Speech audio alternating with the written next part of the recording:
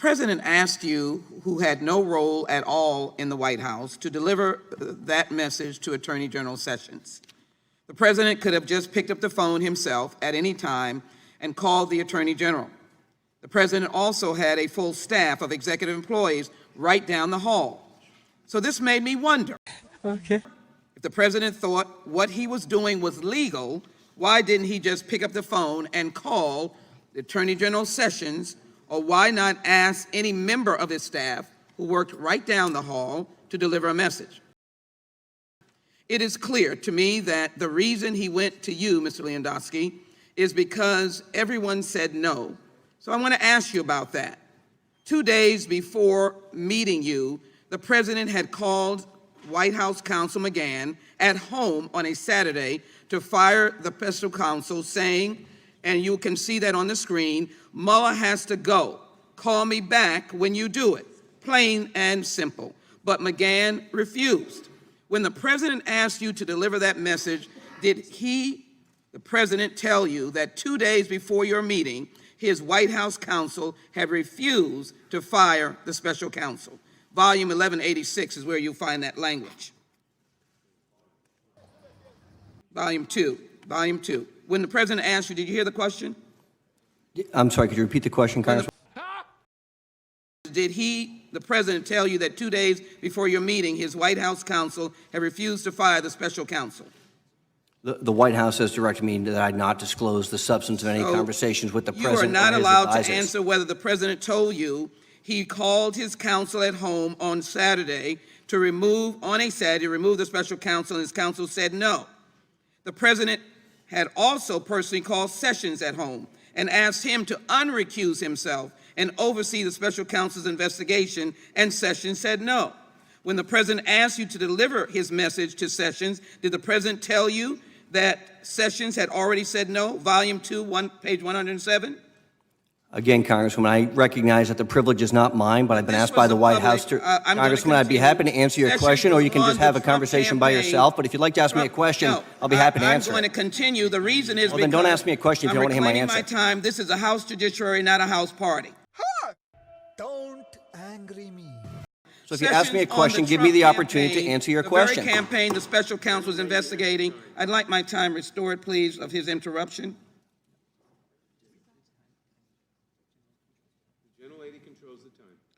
So he was a witness to the special counsel's investigation. For that reason, Sessions said publicly that federal law prohibited his involvement in the special counsel's investigation. Here's a quote from the report from Volume 2, pages 49 to 50, which is on the screen. You can read that.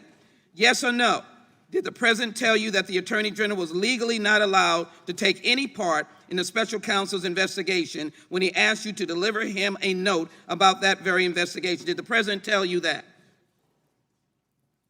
What you've just read is not on the screen, Congresswoman. You need to look at the screen. There it is. Yes or no? Read the screen. You're welcome to read it, Congresswoman. You're welcome to be stalling, and I'm not going to stall. You either answer the question yes or no. Congressman, I'll take the same privileges that you've had other members. Did the President tell you that nobody at the White House was supposed to even contact the Attorney General about the investigation? That you can answer yes or no. Go and ask your grandfather.